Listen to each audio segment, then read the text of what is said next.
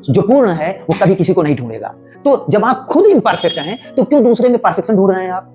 आपको कहीं ना कहीं तो कंप्रोमाइज करना ही है किसी के साथ रहने के लिए। ये असंभव है। एक माँ है वो बेटे के साथ कंप्रोमाइज कर रही है। सबके लिए है कि दुनिया में कोई भी चीज इतनी इंपॉर्टेंट नहीं है कि जिसके लिए आप शर्मिंदा हो। बिल्कुल कोई चीज नहीं है। आपको कोई एग्जाम नहीं निकला, कोई आपकी जिस दिन शादी थी उसी दिन आपका पार्टनर भाग गया, कुछ भी कोई ऐसी चीज नहीं है जिससे आपको शर्मिंदगी झेलनी पड़े। वो एक प्रयास है। किसी चीज में आप प्रयास कर रहे हैं वो चीज हो भी सकती है। समय पे आपको पैसा आने लगता है और सब कुछ हो जाता है, उसके बाद मानसिक संतुलन बनाना टफ होने लगता है। क्यों? क्योंकि फिर जितना ज्यादा पैसा आएगा उतना ज्यादा आपका कारोबार फैलेगा। आप ज्यादा पैसा आएगा आप क्या करोगे? आप फिर इन्वेस्ट करोगे। एक फ्लैट है तो दूसरे में करोगे, फिर तीसरे में करोगे। जितने आप फ्लैट लोगे उतने डिस्प्यूट बढ़ने के चांसेस हैं। कई बार सर लोग कहते हैं। जय हिंद, नमस्कार, वेलकम टू द यूपीएससी और जिंदगी नामा। साथियों, सुकरात ने कहा था कि जीवन बिना जाने जीने योग्य नहीं होता। सुकरात की इन्हीं लाइनों को चरितार्थ करता है हमारे आज के विशेषज्ञ का जीवन। हमारे साथ आज मौजूद हैं एक मल्टीनेशनल कंपनी में इंजीनियर और आध्यात्मिक विषयों में गहन रुचि रखने वाले एक दार्शनिक विचारधारा के मजबूत व्यक्तित्व श्री शेखरन जी। सर बहुत बहुत स्वागत है आपका। जी नमस्ते जी। तो साथियों, हमने 2 फरवरी 2026 से अनाउंस किया था कि हम यूपीएससी और जिंदगी नामा यूट्यूब चैनल पर शुरुआत करेंगे संवादों की एक अनवरत श्रृंखला। तो इस श्रृंखला में आज पहला पॉडकास्ट आपके सामने मौजूद है श्री शेखरन सर के साथ। सर के साथ आज बहुत सारे ऐसे अमूर्त विषयों पर बातें करेंगे जो शायद आम लोगों के समझ में आता है, लेकिन उसको और ज्यादा समझने में लोगों की रुचि होती है। तो आज कुछ अमूर्त विषयों को, अमूर्त बातों को डिकोड करने का प्रयास करेंगे सर के साथ। तो सबसे पहले सर का एक छोटा सा मैं ब्रीफ में परिचय देना चाहूंगा।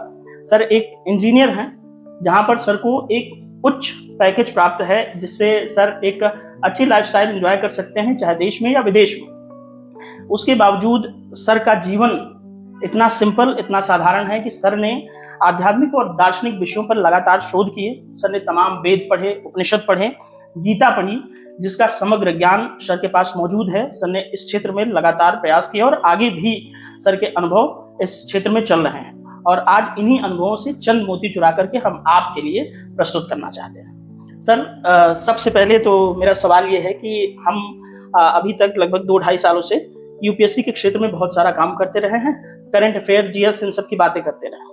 लेकिन पिछले कुछ दिनों से हमें ये महसूस हुआ कि सिर्फ पढ़ाई आवश्यक नहीं है, क्योंकि जिंदगी जो है वो बहुत बड़ा अम्ब्रेला है। उस अम्ब्रेला का एक छोटा सा हिस्सा करियर के रूप में यूपीएससी या कोई प्रतियोगी परीक्षा की तैयारी आती है। तो इसी कड़ी में हमने सोचा कि जीवन को थोड़ा सा एक बृहद डायमेंशन में समझने का प्रयास करें, और इस कड़ी में हम आपसे मुखातिब हैं। तो सर सबसे पहले ही मेरा सवाल थोड़ा सा भारी है, लेकिन आई होप हमारे दर्शकों को पसंद भी आएगा, क्योंकि बहुत सारे लोगों की इसमें रुचि है। सर आपसे एक संक्षेप में हम जानना चाहेंगे कि आध्यात्म और दर्शन क्या है? क्या ये दोनों अलग अलग हैं या एक ही बात है? ठीक है, इसे बताने से पहले मैं उस पर कुछ बोलना चाहूंगा जो आपने परिचय दिया है। जी।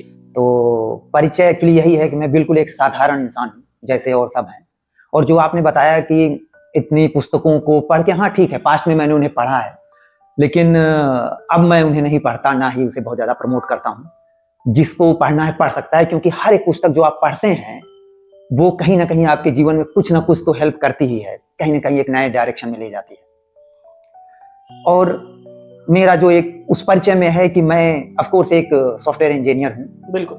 लेकिन मैं एक अब संदेश देता हूँ जिसको मैं संपूर्णता का संदेश कहता हूँ। बिल्कुल। और यह है मैसेज ऑफ इक्विलिब्रियम। संपूर्णता मतलब जो सब कुछ है, जो मानव जीवन है, आप क्यों पैदा हुए हैं, या आपके जीवन का क्या उद्देश्य है, या ये सब क्या चल रहा है, जिसे आप जीवन दर्शन कहते हैं, उसी से रिलेटेड वो संपूर्णता का संदेश है। सर हमारी एक छोटी सी जिज्ञासा है कि अब आप हमें थोड़ा सा संक्षेप में बताएं कि दर्शन और अध्यात्म। हाँ बिल्कुल। तो ये जो दर्शन है, अध्यात्म है, ये सबको आम इंसान को पता ही रहता है। लेकिन एक्चुअली जब आप बचपन में थे, छोटे से, अपने गर्मियों के दिनों में छत पे लेटकर सितारों को देखते थे, तो उसे देखकर जो विशालता का भाव पैदा होता था, वही दार्शनिकता का बीज है। जब आप के घर में किसी की मृत्यु हो जाती है और आप किसी हरिश्चंद्र या मणिकर्ण का घाट पे जाते हैं और जलती हुई लाशों को देखते हैं, और थोड़े समय के लिए आप वहां जो भाव पैदा होता है उसे देख के, वही दार्शनिकता का भाव है। इवन मॉडर्न टाइम पे भी अगर आपकी कोई गर्लफ्रेंड है जिसे आप बहुत प्यार करते हैं, और अगर वो आपका हृदय तोड़ देती है तो आपको ऐसा महसूस हो सकता है कि जीवन का क्या अर्थ है। वहीं से वो दर्शन का भाव एक्चुअली पैदा होता है। तो और हमारी ऑडियंस कनेक्ट करेगी इस बात से, मैक्सिमम लोग देश में पीड़ित हैं। खैर ये तो जोक की बात रही, पर सर हम ये जानना चाहेंगे करेक्ट, लेकिन उसमें जो आध्यात्मिकता है उसमें वो तभी आती है, ये आप बाहर की चीजों को देखकर वहां दार्शनिक चीज पैदा हो रही है, लेकिन जब बाहर की चीजों को छोड़कर आप अंदर की तरफ वही देखते हैं तो उसी को जनरल टर्म में आध्यात्म कहा जाता है। ये मतलब स्व का अध्ययन करना, खुद के बारे में जानना, वो सब जानते हैं, वही उसकी एक टिपिकल परिभाषा है। सर हम ये जानना चाहते हैं कि ऐसे वो कौन से क्षण होते हैं या कब हमें समझ में आता है कि अब ये सही समय है कि अब आध्यात्म और दर्शन की बातों पर हमें रिसर्च करना चाहिए या हमें ये जानना चाहिए, और हम चाहेंगे कि आप बताएं कि आपके जीवन में ऐसा कब समय आया कि जब आप इस तरफ थोड़ा सा मुड़े। एक्चुअली ये हर एक इंसान के अंदर होता है, चाहे वो अनपढ़ हो और चाहे PhD हो, लेकिन किसी के अंदर ज्यादा होता है, किसी के अंदर कम होता है। कई बार आपने देखा होगा जिसे आप अनपढ़ समझते हैं और रिक्शे वाला है उससे बातचीत कर रहे हैं तो वो भी बहुत ही गहरी बात करता है और ये कहता है कि बताओ ये सब ईश्वर ने क्यों बनाया, और कह के फिर से वो रिक्शा खींचने लगता है। बिल्कुल सर। तो ये सबके अंदर होता है। जब आप मेरे बारे में पूछ रहे हैं तो एक्चुअली जो मैं पढ़ाई करता था बहुत बाद में मुझे समझ में आया कि एक्चुअली मैं क्यों पढ़ाई कर रहा हूँ। ठीक है, आप पढ़ाई करते हैं तो उसका एक उद्देश्य तो होता ही है कि आप जीविकोपार्जन करने के लिए आप धन संचित करें, उससे कुछ गवर्नमेंट को टैक्स दें जिससे सड़कें बने और ब्रिज बने, वो तो जरूरी है ही, लेकिन कहीं ना कहीं उस इंसान को हिट होना चाहिए अपने आप कि क्यों एक किताब के बाद दूसरी, दूसरी के बाद तीसरी बात चौथी पढ़ता जा रहा है।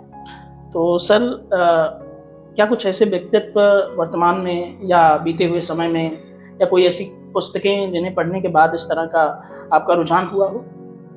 ऐसी बहुत सारी पुस्तकें हैं, किसी एक पुस्तक का नाम लेना ठीक नहीं होगा यहाँ। केवल मैं इतना बता सकता हूँ कि कौन सी किस टाइप की पुस्तकों को पढ़ना चाहिए या किस तरीके से पढ़ना चाहिए, वही इंपॉर्टेंट है।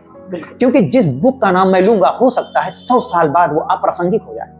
बिल्कुल सर। इसलिए बुक इंपॉर्टेंट नहीं है, इंपॉर्टेंट ये है कि उसमें जो लिखा हुआ है वो कितना आपके जीवन में प्रासंगिक है। तो इसमें एक थंब रूल है कि आप जितनी पुरानी पुस्तकें पढ़ेंगे उतनी ही ज्यादा वो अप्रासंगिक होंगी। तो कोशिश ये करनी चाहिए जितनी आधुनिक, चाहे वो साहित्यकार हो, चाहे वो वैज्ञानिक चीजें हों, चाहे पॉलिटिकल साइंस हो, करंट अफेयर, जो भी चीजें जितनी ज्यादा आधुनिक है उतनी ही ज्यादा आपके जीवन को सहज और सरल बनाएगी। जितनी पुरानी होंगी उतनी ही ज्यादा वो आपको दूर ले जाएंगे और अंधविश्वास की तरफ ले जाएंगे। सर हमें एक बात को रिकॉर्ड करना है इस संवाद के दौरान कि जैसे मैं या कोई सामान्य व्यक्ति, जब उसको कैसे पता चले कि अब ये समय है कि अब आध्यात्मिक या दार्शनिक विषयों पर खोज करनी चाहिए, या अगर उसे पता चल गया है तो ऐसे क्या पाथ हो सकते हैं, ऐसे क्या रास्ते हो सकते हैं कि उसे अपना करके वो उस रास्ते पर अग्रसर हो चले? बिल्कुल। तो आप ये देखो, सबका जीवन अलग है, तो ये कहना कि केवल एक रास्ता है ये एक भटकाव है। कभी जितने बच्चे हैं उनको एक ही मार्ग पर चलने को नहीं बोलना चाहिए। हो सकता है ऐसा दूर से दिखाई दे कि हाँ सब के सब किसी UPSC की तैयारी कर रहे हैं या किसी भक्त मार्ग पे किसी ईश्वर को पाने के लिए चल रहे हैं। वो एक भेड़ का ग्रुप है, उसमें चलने में कोई बुराई नहीं है, क्योंकि मोस्ट ऑफ द टाइम हम उसी माहौल में पैदा होते हैं, बढ़ते हैं। लेकिन किसी एक समय पे आके आपको ब्रेन के लेवल पे कम हिट करना चाहिए कि मैं कहीं किसी को कॉपी तो नहीं कर रहा हूं। एक्चुअली आपका जीवन बिल्कुल यूनिक है, बिल्कुल अलग रास्ता है। इसीलिए मैं कभी किसी को एक पर्टिकुलर मार्ग सजेस्ट नहीं करता। आपको अपने जीवन को देखना है और आपको देखना है कि कैसे आपको इम्प्रोवाइज करना है कि कौन सी चीज आपके जीवन को सफल बनाती है, वही सफलता है उसमें। सर यहीं से आप किसी को कॉपी नहीं कर सकते। आप कॉपी करके, अगर हो सकता है कि आप किसी को देख रहे हो BMW में चल रहा है, आप बहुत मेहनत करके पड़ोसी को दिखाने के लिए आपने BMW खरीद ली, लेकिन उसमें भी हो सकता है आपको सुख और शांति न मिले, क्योंकि आप करना तो कुछ और चाहते थे, लेकिन किसी को दिखाने के चक्कर में या किसी और चक्कर में आपकी धारा बदल गई। सर यहीं से एक प्रश्न निकलता है कि बहुत सारे लोग ऐसे हैं जो आजकल किसी बॉलीवुड स्टार को देखा तो उसकी लाइफस्टाइल कॉपी करना, या किसी बड़ी पर्सनालिटी को देखा कि आजकल सोशल मीडिया का जमाना है तो लोग बहुत फेमस हो रहे हैं, चंद दिनों में या कुछ चीज़ें करके लोग बहुत फेमस होते जा रहे हैं, तो लोग उनको फॉलो करते जा रहे हैं। तो आप बताएं कि हमारे देश की जो जनता है, हम अपने राष्ट्र के परिप्रेक्ष्य में जानना चाहेंगे कि यहाँ कुछ ज़्यादा ही एक दूसरे को देख करके फॉलो करने की चीज़ें हैं, तो आप उसके बारे में लोगों को क्या बताना चाहें? देखो, बिल्कुल 100% किसी को फॉलो ना किया जाए या किसी से इन्फ्लुएंस ना हुआ जाए, ऐसा तो असंभव है। लेकिन अपनी ओरिजिनलिटी अगर आप बना के नहीं रखते हैं तो आप समय की धारा में खो जाएंगे और आप जब किसी को कॉपी करते हैं ब्लाइंडली, तो आप लॉन्ग रन में कहीं ना कहीं आप फेल हो जाएंगे। इसलिए जितने भी मतलब जो मैं संपूर्णता का संदेश देता हूं, उसमें मोस्ट ऑफ द टाइम कोई सजेशन नहीं होता, लेकिन कहीं ना कहीं कुछ प्रैक्टिकल उपयोग उसका लाइफ में होना चाहिए। तो जो संपूर्णता का संदेश है वो यही बताता है कि हर एक इंसान बिल्कुल अद्वितीय है। सर हम इसी सवाल पे आ रहे हैं। जब वो कभी किसी को कॉपी करता है तो अपने साथ बेईमानी कर रहा है। क्यों? क्योंकि उसकी आवाज अलग है, उसका चेहरा अलग है, उसका सोचने का तरीका अलग है। वो क्यों बिना मतलब किसी को कॉपी कर रहा है? हाँ, किसी से थोड़ी बहुत इंस्पिरेशन ले सकता है, कोई उसे रास्ता दिखा सकता है, लेकिन उसी पाथ पे अगर आप चलते रहोगे तो आप कभी ना कभी मुंह के बल गिरोगे। क्यों? क्योंकि आपने अपनी ओरिजिनलिटी छोड़ दी। साथियों, सर का एक सोशल मीडिया प्लेटफॉर्म भी है जिसका लिंक मैं डिस्क्रिप्शन में मैंने दे रखा है। शेखरन करके एक यूट्यूब चैनल है, यदि सर से जुड़ना चाहते हैं तो वहां पर आप सर को फॉलो कर सकते हैं। सर उस यूट्यूब चैनल का जिक्र करने के पीछे मेरा उद्देश्य ये है कि सर की जब आप वीडियोस देखेंगे तो एक चीज है सर, आप एक अक्सर टर्म यूज करते हैं, संपूर्णता। तो हम आज समझना चाहते हैं कि आप जब संपूर्णता की बात करते हैं तो मनुष्य के जीवन में, सामान्य मनुष्य के जीवन में संपूर्णता का अर्थ क्या है? बिल्कुल। तो जो संपूर्णता है उसकी जो एक लाइन में डिफिनीशन है, जो सब कुछ है वही संपूर्णता है। जैसे एक घर होता है तो घर में फर्श है, खिड़की है, दीवारें हैं, किचन है, लेकिन उस सब को मिला के आप क्या कहते हो? घर। घर, बिल्कुल। ऐसे पूरे सृष्टि में, यूनिवर्स में जो कुछ भी हो रहा है, सही गलत, जो तारे हैं, सितारे हैं, धरती है, ये जो आपने यूपीएससी का ये लगा रखा है, सब कुछ जिसमें सम्मिलित है वही संपूर्णता है। तो हम उसकी बात इसलिए करते हैं कि मानव एक्चुअली वही ढूंढ रहा है। हो सकता है उसे लगता है कि वो एक एग्जाम क्रैक करना चाहता है, उसमें कोई बुराई नहीं है, बहुत पैसा कमाना चाहता है या पॉडकास्ट करना चाहता है जिससे दुनिया को पता चले, लोग सुने, बहुत सारे व्यूज आए, सब्सक्राइबर आए, इसमें कोई बुराई नहीं है।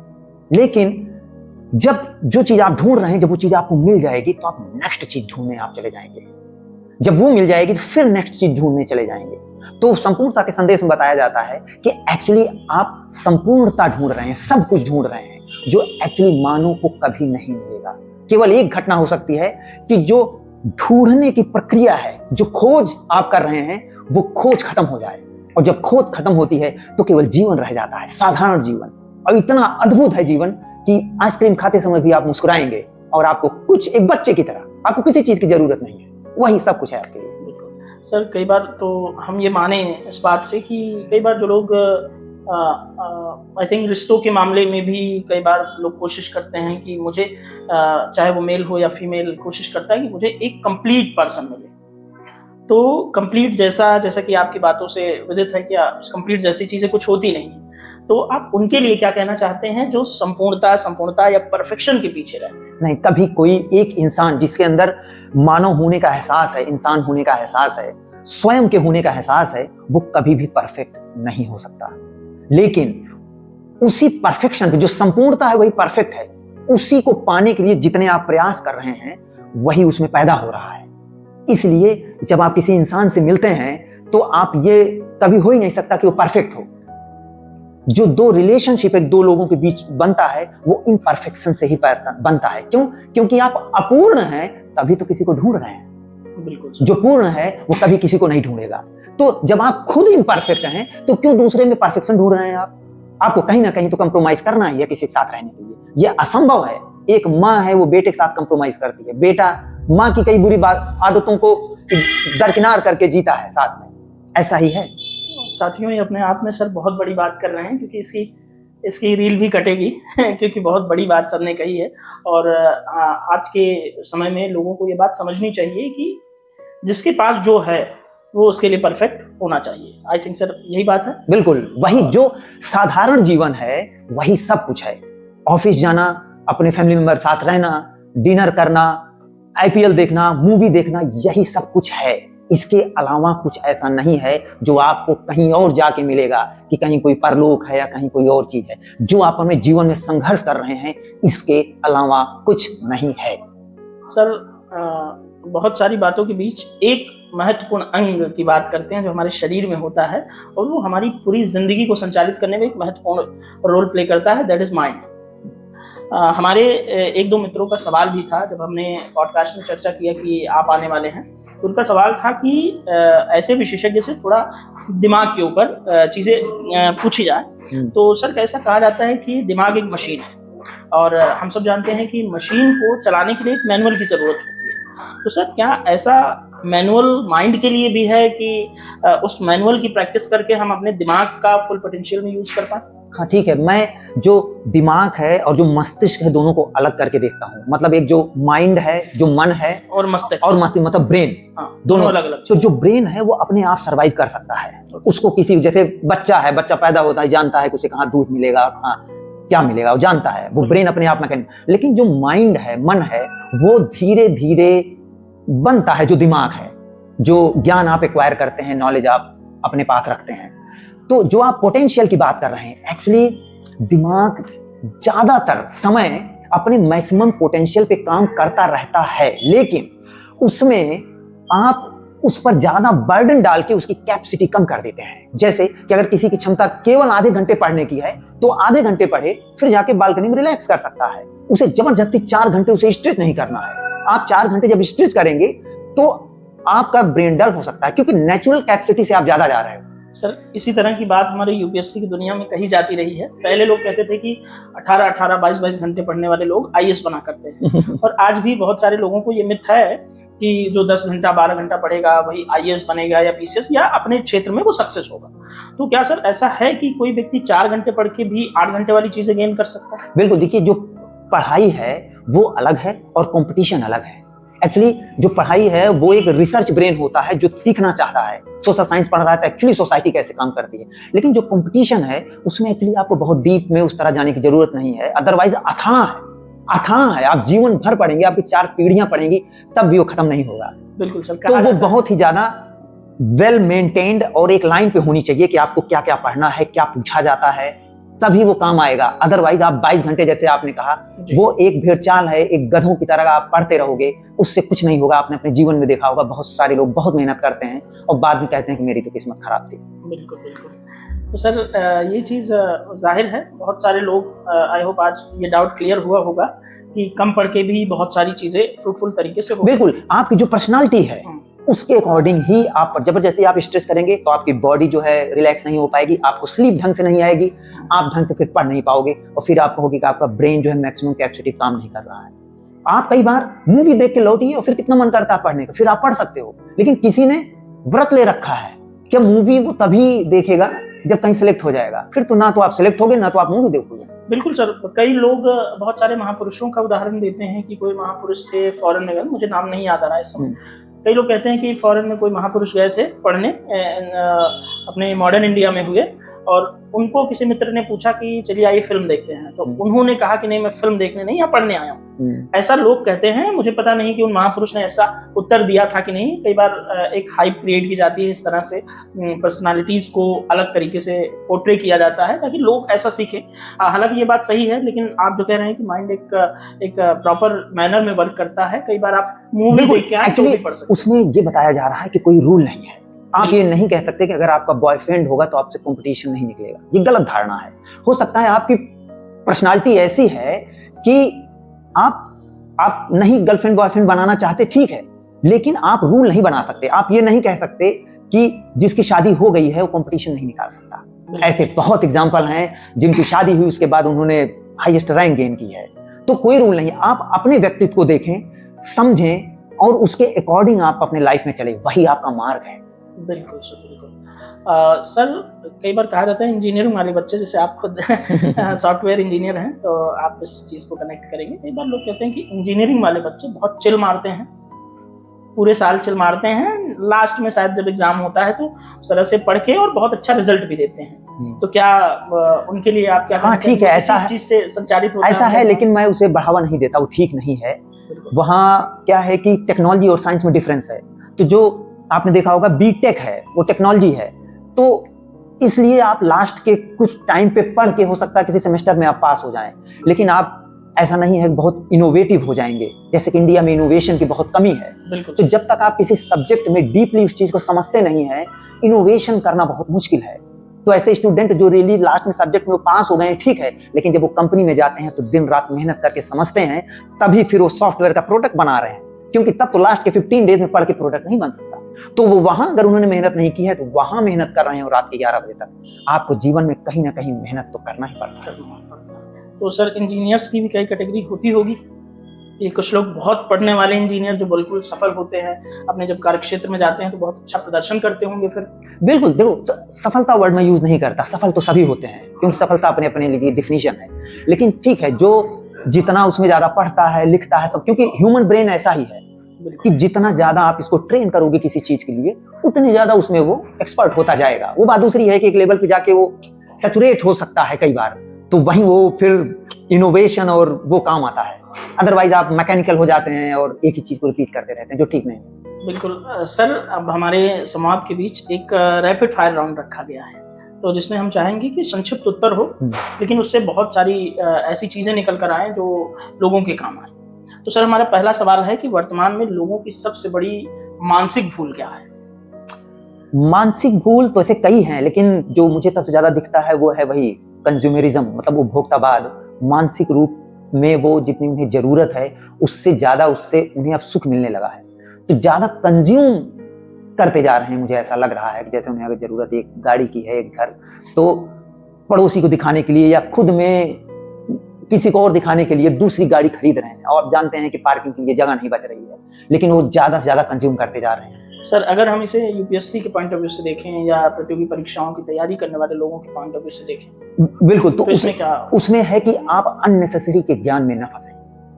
आप जिस चीज की आपको जरूरत नहीं है, चार दोस्तों के बीच ऐसी पुस्तक पढ़ के वहां ज्ञान दिखाने, कंज्यूम करके दिखाने की जरूरत नहीं है मानसिक उसमें कि आपका अहंकार पोषित हो रहा हो। आप बहुत ही टारगेटेड, जो आपको वहां अचीव करना है विद इन टाइम लिमिट मैं कहता हूं। आप कभी ये नहीं कह सकते कि एक वर्ष हो गया, दूसरा वर्ष हो गया, तीसरा वर्ष हो गया, आपको कहीं ना कहीं तो लाइन ड्रॉ करनी है। तो आप टाइम लिमिट बनाएं और कभी उस मानसिक, जो आपने पूछा, मानसिक लालच में ना आए। जैसे मान लो आपको 3 साल हो गए, आपने पहले डिसाइड कर रखा था भाई 3 साल में प्रिपरेशन करूंगा, अब 3 साल पढ़ते पढ़ते आपको ज्ञान हो गया थोड़ा, तो आपको लगता है चौथे साल हो जाएगा। नहीं, वो ट्रैप है। आपको मानसिक ट्रैप में नहीं फंसना है। तो सर हम ये समझे कि पढ़ाई या तैयारी कुछ भी शॉर्ट टर्म हो तो ज्यादा अच्छा है, 2-4 साल में। बिल्कुल, जो आपकी परिस्थिति हो उसके अकॉर्डिंग आपको टाइमलाइन बनानी है। अगर किसी को लगता है उसकी आर्थिक ठीक नहीं है, केवल 2 साल ही सपोर्ट है, तो 2 साल टाइमलाइन बनाओ, उसी में करो। किसी को लगता है नहीं अभी घर से मजबूत है, वो 4 साल कर सकता है, तो 4 साल वो कर ले। लेकिन आप ये नहीं कह सकते कि मुझे नहीं पता, चल रहा है यार, देख रहे हैं, जैसा होगा देखेंगे। फिर आप नहीं देखोगे, फिर तो वक्त देखेगा। सर मेरा जो दूसरा रैपिड फायर राउंड का सवाल था उसे आपने बहुत अच्छे तरीके से, उसके लिए आप बहुत वाजिब व्यक्ति हैं कि खारिज करें। मेरा दूसरा सवाल था कि असफल व्यक्ति सबसे पहले क्या समझे, तो अब मैं इसको काटता हूं कि साथियों, असफल कोई नहीं। बिल्कुल, तो ये सर सवाल हमारा, यहाँ पर हमें एक क्लैरिटी हुई कि असफल कोई नहीं है। सर बहुत सारे लोग, जैसे हम लोग जिस दुनिया से आते हैं, यानी कि यूपीएससी की जो हमारी दुनिया है, सिविल सेवा की तैयारी करने वालों की दुनिया, तो इसमें क्या होता है कि ज्यादातर उत्तर भारतीय लड़के या लड़कियां, मध्यम वर्गीय परिवारों के लोग लाल बत्ती और बहुत सारा भौकाल, या आज बिल्कुल भौकाल आज एक टर्म यूज किया जाता है बहुत सारा, कि खासकर यूपी में जहाँ से हम और आप आते हैं, तो लोग कहते हैं कि ISPCS बन के ही सारा भौकाल निकलेगा। तो मैं सर के माध्यम से भी चीजें क्लियर हुई कि असफलता जैसी कोई चीज नहीं होती। यदि सर कोई व्यक्ति यूपीएससी की तैयारी कर रहा हो या PCS की तैयारी कर रहा हो, तो किसी तरह से उसका एग्जाम ना निकले तो क्या उसे असफल मान लिया जाना चाहिए? नहीं, देखो, यही जो इवन इससे जो संपूर्णक संदेश मैं देता हूँ उसमें भी यही बताया जाता है कि एक्चुअली जीवन बहुत ही खूबसूरत है, बहुत ही ब्यूटीफुल है। जब आप अपनी सारी एनर्जी, सारा पैसा एक डायरेक्शन में लगा देते हो, तो आप जुआ खेल रहे हो, दांव खेल रहे हो और दूसरी चीजों को मिस कर रहे हो। तो वहां यूपीएससी ही नहीं, कोई भी एग्जाम अगर आपसे नहीं निकलता है तो वो केवल एक छोटी सी चीज थी, आपने उसे इतना बड़ा बना रखा है। क्यों? क्योंकि जैसे आपने कहा कि लाल बत्ती, बड़ी गाड़ी, इन चीजों को, तो ये सोसाइटी की भी जिम्मेदारी बनती है कि इस चीज को यहां ले आए और आपको केवल एक सरकारी कर्मचारी की तरह देखा जाए। जब आपको उस तरह देखा जाएगा कि जैसे एक चपरासी की जिम्मेदारी बैंक में होती है, वैसे ही बैंक मैनेजर की जिम्मेदारी है, वैसे कलेक्टर की जिम्मेदारी है। आप इंपॉर्टेंट नहीं हो, सबका अपना अपना रोल है। तो जो उसका जो शब्द आप यूज कर रहे थे भौकाल, वो नीचे होगा, वो डाउन होगा। बिल्कुल सर। लेकिन वो पूरा का पूरा केवल, आप ये देखो, वो केवल इंसान जो प्रिपरेशन कर रहा है ना, उसके हाथ में नहीं है, बहुत कॉम्प्लिकेटेड है। वो जो पूरी सोसाइटी है उसके ब्रेन के अंदर है, भरा हुआ है वो। बिल्कुल। इसलिए उस तरह वो खुद को ट्रीट कर रहा है कि जब उसका कोई एग्जाम नहीं निकला तो दोस्त क्या कहें, रिश्तेदार क्या कहें। कई बार सर ये भी प्रेशर होता है कि जैसे ज्यादातर लोग प्रयागराज या पूर्वांचल या बिहार या देश के अलग अलग हिस्सों से दिल्ली जैसी जगह पर तैयारी करने आते हैं, चाहे वो मुखर्जी नगर हो या करोल बाग हो, तो वहाँ की सोसाइटी से IAS PCS के बारे में जो चीजें लेकर आते हैं वो कई बार वो चीजें एक सर्कल बना लेती है हमारे सराउंडिंग्स में कि अगर ये नहीं हुआ तो हम कैसे करेंगे, क्या होगा, हमारे माँ बाप की इज्जत, ये वो बहुत सारी बातें हमें सुनने को मिलती हैं। तो उसके संदर्भ में आप क्या अभिभावकों को जो पढ़ाने के लिए भेजते हैं, लोगों को ज्यादा पैसा लगाते हैं, या मध्यम वर्गीय परिवार के लोग ज्यादातर भौकाल और इन सब चीजों के चक्कर में पड़ते हैं, तो उनके लिए आपका एक क्या संदेश बिल्कुल, तो जितने अभिभावक हैं या स्टूडेंट हैं, ये सब के लिए है कि दुनिया में कोई भी चीज इतनी इंपॉर्टेंट नहीं है कि जिसके लिए आप शर्मिंदा हो। बिल्कुल, कोई चीज नहीं है। आपसे कोई एग्जाम नहीं निकला, कोई आपके जिस दिन शादी थी उसी दिन आपका पार्टनर भाग गया, कुछ भी, कोई ऐसी चीज नहीं है जिससे आपको शर्मिंदगी झेलनी पड़े। वो एक प्रयास है, किसी चीज में आप प्रयास कर रहे हैं, वो चीज हो भी सकती है, नहीं भी हो सकती है। वो अपने आप संपूर्णता में वो प्रयास प्रकट हो रहा है, उससे बहुत ज्यादा अटैच होने की आपको जरूरत नहीं है। और ना ही जैसे अभिभावक के लिए आपने कहा कि उसमें भी वही एक टाइम लिमिट है। आपका बच्चा उस टाइम लिमिट में करे करे ना करे तो दूसरी चीज देखे। बिल्कुल, तो सर लोगों को थोड़ा इस बात से संतुष्ट होना चाहिए। आई होप बातें क्लियर हो रही होंगी बहुत सारी, क्योंकि सर ये मानिए तो करोड़ों लोगों का ये सवाल था जो मैंने आपसे किया। सर हमारा रैपिड फायर राउंड का तीसरा सवाल ये है कि दूसरा सवाल मान लीजिए, क्योंकि असफलता को हमने बिल्कुल काट दिया। तो सर एक बहुत महत्वपूर्ण सवाल है कि जैसे लोग सफल हो जाते हैं उसके बाद भी उनमें उलझन क्यों रहती है? बिल्कुल, तो अब सफलता क्या है ये तो सबके लिए अलग अलग है। हो सकता है किसी के लिए पैसा कमाना, बहुत लोग पैसा कमा लेते हैं तो वो फेमस नहीं हो पाए, अब उन्हें फेमस होना है। हाँ। तो सबके लिए हमेशा जो व्हील है चक्र घूमता रहता है। बिल्कुल। तो जो सफलता मिलने के बाद भी एक उलझन क्यों रह जाती है, एक्चुअली ये इसका उत्तर केवल वही संपूर्णता का संदेश दे सकता है।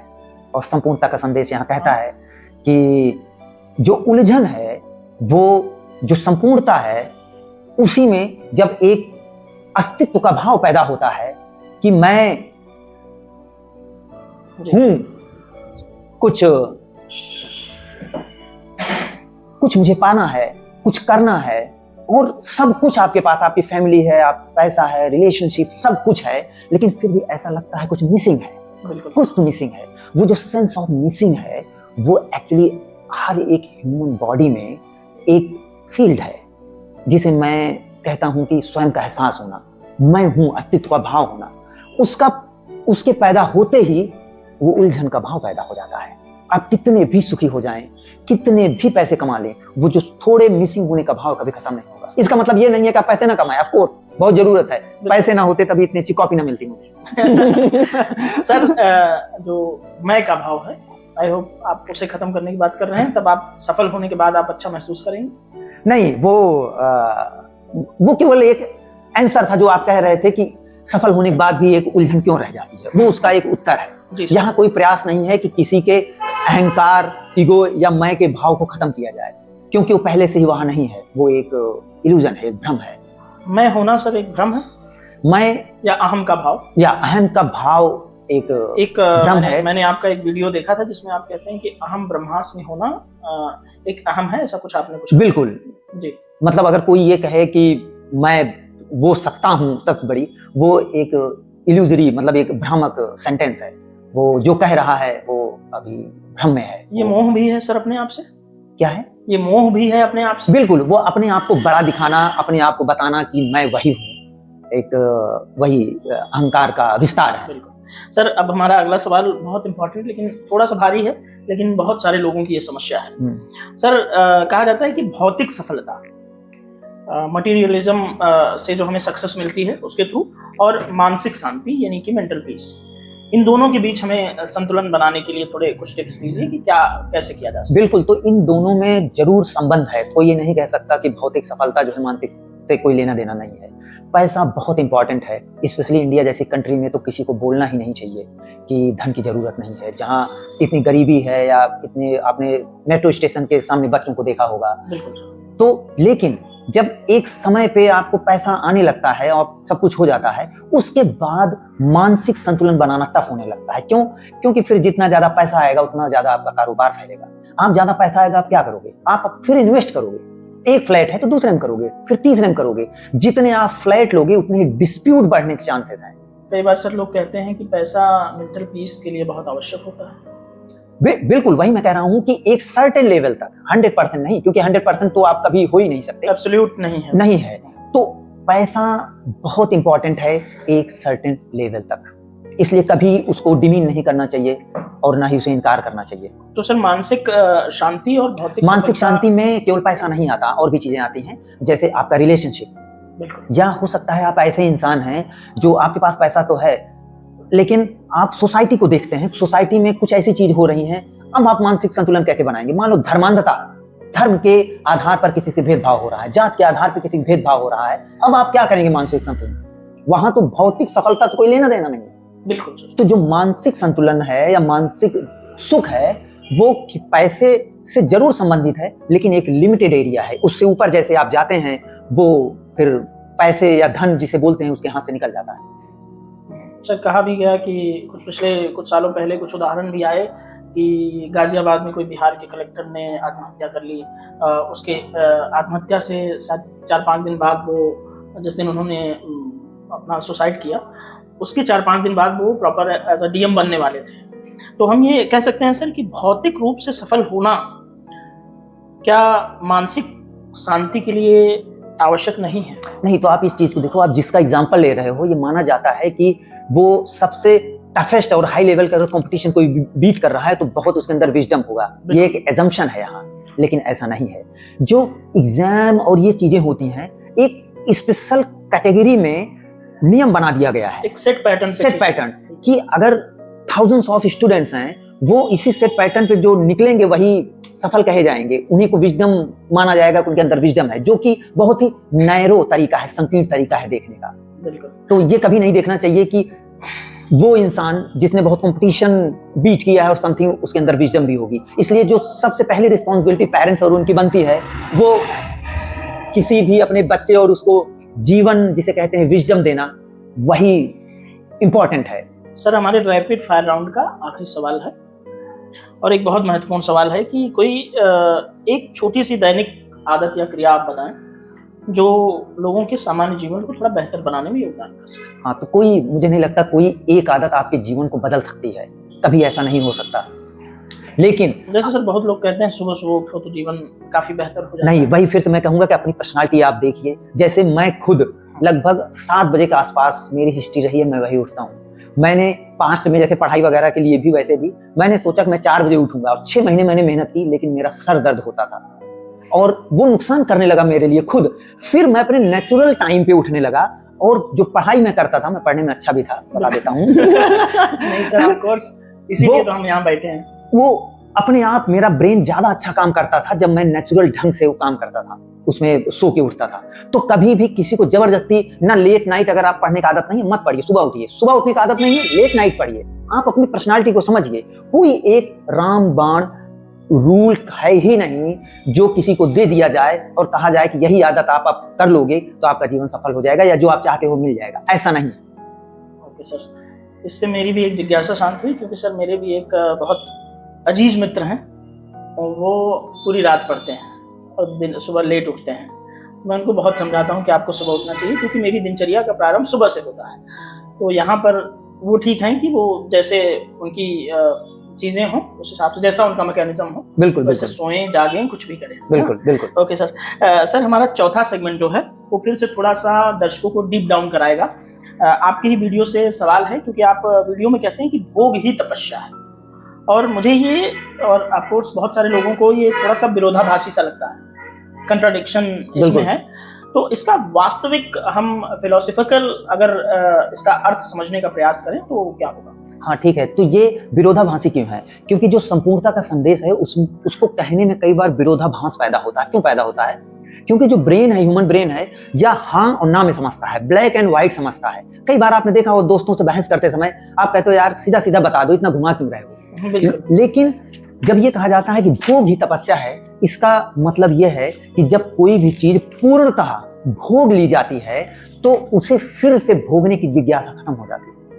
पूर्णतः जब आप आइसक्रीम खा रहे हैं, अगर वहां उसका 100% आनंद आपके पूरे शरीर और ब्रेन में पैदा हो, तो कभी फ्यूचर में आपके अंदर जिज्ञासा पैदा ही नहीं होगी कि मैं फिर से आइसक्रीम खाऊं, क्योंकि वही वाली क्योंकि खत्म हो गया, वो पूर्ण भोग हो गया। जैसे सर इसको ऐसे भी समझ सकते हैं कि अगर किसी ने एक कार ले ली तो उसकी बहुत पसंदीदा कार थी या ड्रीम कार थी, किसी ने मान लीजिए स्कॉर्पियो, फॉर्च्यूनर आजकल लोगों के लिए बहुत पसंदीदा कार होती है उत्तर भारतीय शहरों में, तो उसके बाद जब कोई फॉर्च्यूनर ले लेता है तो फॉर्च्यूनर पे ही नहीं रहता, उसके बाद उसको चाहिए BMW या कोई और गाड़ी। तो इसको इस संदर्भ में करेक्ट, तो वो एक भटक है कि जैसे आप भटकते जा रहे हैं, आप पूर्ण भोग उस गाड़ी का किया नहीं, अदरवाइज आप गाड़ी से आपको छुटकारा मिल जाता।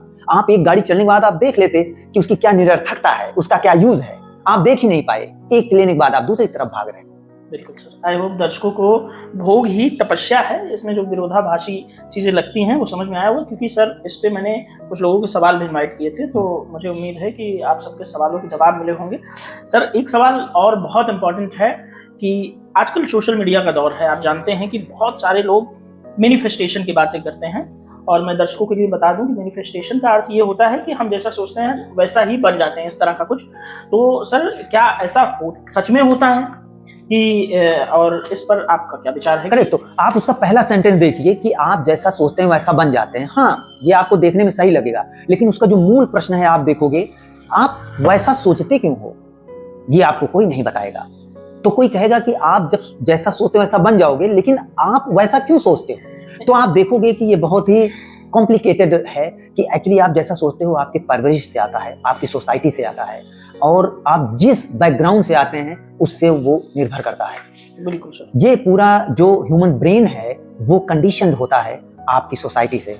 आप कभी ऐसी चीज नहीं सोचोगे जो आपकी सोसाइटी में नहीं है। तो ये कहना कि जैसा आप सोचोगे वैसा बन जाओगे, वो एक लिमिटेड दायरा है। आप ऐसी चीज नहीं सोचोगे जो आपके परवरिश और आपके आसपास नहीं है। अब आते हैं आपके मैनिफेस्टेशन पे कि आप जैसा सोचते हैं कि क्या वैसा हो जाता है। इसका जो साइंटिफिक आंसर है वो ये है कि अक्सर इंसान जो सोचता है वही वो करता है। जैसे कि आपको दिमाग में है मुझे एक रेस्टोरेंट खोलना है, कहीं ना कहीं आप कर्ज लेके, बैंक से लोन लेके, दोस्तों से लेके आप खोलोगे, तो देखने वाले कहेंगे देखो जो मैनिफेस्ट किया है, देखो खुल गया। लेकिन आप ऐसी चीज सोचो कि आपको फेरारी खरीदनी है और आप कुछ ना करो तो कभी आपको फेरारी नहीं मिलेगी, असंभव है। जो आपका थॉट है वो जब तक एक्शन में कन्वर्ट नहीं होगा, वो मैनिफेस्टेशन केवल और केवल एक बात है, it is just a talk, कि आप एक बात है, वो कभी उसमें कोई जादुई चीज नहीं है। तो मतलब सर कि मैनिफेस्टेशन जब आप करें तो उसके लिए काम भी करें, तो शायद ऐसा हो सकता है। बिल्कुल, आप जैसा सोचे वैसा। मैनिफेस्टेशन आप करने की जरूरत नहीं, आप खुद करते ही हैं। जैसे यहाँ मिलने से पहले विचार का पैदा होना, अपने आप चीजों का अरेंज होना, बैठ के यहाँ बातें होना, तो आपने कुछ हफ्ते पहले, महीने पहले सोचा होगा, अपने आप कहोगे देखो कैसे प्रकट हो रहा है। क्यों? क्योंकि उसमें इफर्ट डाला गया। तो बिना इफर्ट के जो आप सोच रहे हैं मैनिफेस्टेशन, वो केवल एक सोच है, निरर्थक चीज है। सर अब हमारा 5वां और अंतिम सेगमेंट है हमारी बातचीत, अब कहें कि थोड़ा सा अंतिम यात्रा की तरफ है। हमारा पहला सवाल है सर कि आपके अनुभव में सार्थक और संतुलित जीवन की एक मूल दर्शन रेखा क्या होती है? सार्थक और संतुलित जीवन की। बिल्कुल, तो कभी भी आप अपने जीवन के किसी एक मोमेंट पे नहीं पहुंचेंगे जहां आप कह सकें कि अब आप अपने जीवन से संतुष्ट हैं और आपका जीवन सार्थक रहा है। अगर वो कभी समय आएगा तो वो यही समय है। इस समय जो लोग इसको सुन रहे हैं, वीडियो में देख रहे हैं, यही समय है उनके सार्थक होने का। जो फ्यूचर है वो फ्यूचर हमेशा आपको दौड़ाएगा, आपको भगाएगा, आपको हमेशा एक भटक में डालेगा। हाँ, प्रैक्टिकली अगर आप इसका आंसर आप चाहते हैं तो उसका यही है कि आपके जीवन में जितनी भी स्ट्रीम है उसमें एक बैलेंस होना चाहिए। बिना बैलेंस के आप कभी भी खुद को संतुष्ट नहीं कह सकते। बैलेंस मतलब जो इकोनॉमिक स्ट्रीम है, आपको कुछ पैसे चाहिए, जो रिलेशनशिप की स्ट्रीम है आपको कुछ चाहिए, फिर आपके जो दोस्तों की मंडली है वो भी चाहिए, एक सोसाइटी चाहिए, हर एक बैलेंस के उसमें चाहिए। तो आप कह सकते हैं हाँ उसकी लाइफ ठीक ठाक चल रही है, उसी को आप कह सकते हैं। आप किसी मोमेंट पे बैठ के नहीं कह सकते कि मेरी लाइफ परफेक्ट है। आपको इस धरती पर कोई इंसान नहीं मिलेगा जो कहे कि मेरी लाइफ परफेक्ट है। सर अब इस संवाद का मेरा 5वें सेगमेंट का अंतिम प्रश्न आपसे है कि आप अपने अनुभवों के आधार पे ये आपको बताना है, ये आपकी बाध्यता, हमारी तरफ से आपके लिए बाध्यता है कि कोई एक पुस्तक आप हमारे दर्शकों के लिए बताएं जिसको हर व्यक्ति जो इच्छुक हो वो पढ़े और इससे वह अपने स्वयं को गहराई से समझे और जीवन को एक बेहतर दिशा दे सके। बिल्कुल। और अंत में सर, एक पुस्तक के अलावा आपको ये भी करना है कि आप हमारे दर्शकों के लिए ये भी बताइए कि एक संदेश ऐसा कि अनुशासित और संतुलित यदि जीवन आपको जीना है तो वो क्या होना चाहिए? हाँ, तो जैसे मैंने पहले भी कहा था, किसी एक पुस्तक पे उंगली रखना मेरे लिए पॉसिबल नहीं है। लेकिन सर, हमारी तरफ से बाध्यता है कि एक कोई जो आपने पढ़ी हो, मैं बता देता हूँ। फॉरेन या नहीं, मैंने बहुत सारी पुस्तकें पढ़ी हैं। मेरा जीवन ऐसे ही रहा है कि जब लोग मूवीज देखते थे तो मेरे सिरहाने पुस्तकों से भरी पड़ी रहती थी। लेकिन किसी एक पुस्तक पे उंगली रखना असंभव है। लेकिन मैं जरूर कहूंगा कि आप कुछ भी अपने जीवन में कर रहे हैं, कुछ स्ट्रीम की ऐसी चीजें हैं जो आप जरूर इंसानों को पढ़नी चाहिए। वो एक स्ट्रीम है साइंस की विकासवाद, इवोल्यूशन, जो चार्ल्स डार्विन का है, कि जो आपको पूरा का पूरा चल रहा है जैविक प्रक्रिया का, उसमें एक क्रांतिकारी चीज है वो। फिर आप किसी भी फील्ड के हों, आप हिस्ट्री जरूर पढ़ें, जिससे आपके पूरे मानव जाति में कैसे बदलाव होता है समय के साथ, और कोई किसी का सगा नहीं होता, कैसे बड़ी से बड़ी चीज, राजाशाही जैसी चीजें खत्म हो जाती हैं समय में, वो हर एक चीज आपको पता चलेंगी। आप अपने आप को नैरो न रखें। आप हो सकता है, जैसे कि आपने शुरू में इंट्रोडक्शन में कहा, मैं टेक्नोलॉजी के फील्ड से हूँ, आप भले ही टेक्निकल फील्ड से हो कहीं, लेकिन आपको ऐसी चीजों को जरूर पढ़ना चाहिए, देखना चाहिए, जिससे आपके जो जीवन का पूरा जो दर्शन जिससे हमने शुरुआत करी थी, आपका पूरा विजन बढ़ेगा। और जब बढ़ेगा तो किसी का हाथ आपको पकड़ने की जरूरत नहीं है, और यही अपदीपो भव है। और फिर आप धीरे धीरे अपने आपके अंदर, जिसे कहते हैं, कोई आपका हाथ नहीं पकड़ सकता कि आपका हाथ पकड़ के आपको ले जाए किसी मंजिल की तरफ।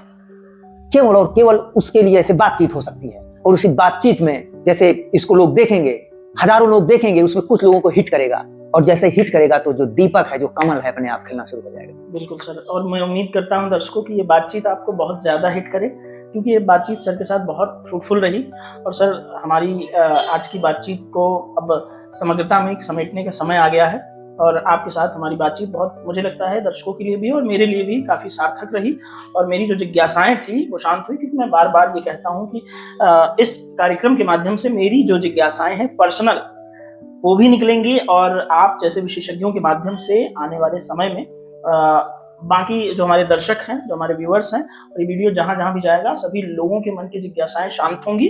और सर, हम एक छोटी सी जमानत चाहेंगे कि आप एक वादा करें कि हमारे इस चैनल पर, हमारे इस कार्यक्रम में एक बार पुनः आप फिर आएंगे। नहीं, वादा कभी नहीं कर सकता मैं किसी के साथ, लेकिन डेफिनेटली अगर जैसे हमारी बातचीत हुई, बिल्कुल समय होगा तो हम फिर से मिलेंगे, क्यों ना मिलें, इसमें क्या बुराई है। क्योंकि सर, मुझे लगता है कि दर्शकों को आज की बातचीत से ऐसा बहुत कुछ प्रश्न और उनकी जिज्ञासाएं और उमड़ कर आई। करेक्ट। तो आपके दर्शकों को ये भी सीखना चाहिए कि हमेशा जहां बात करो डिप्लोमेटिकली करो, वादा ना करो कहीं।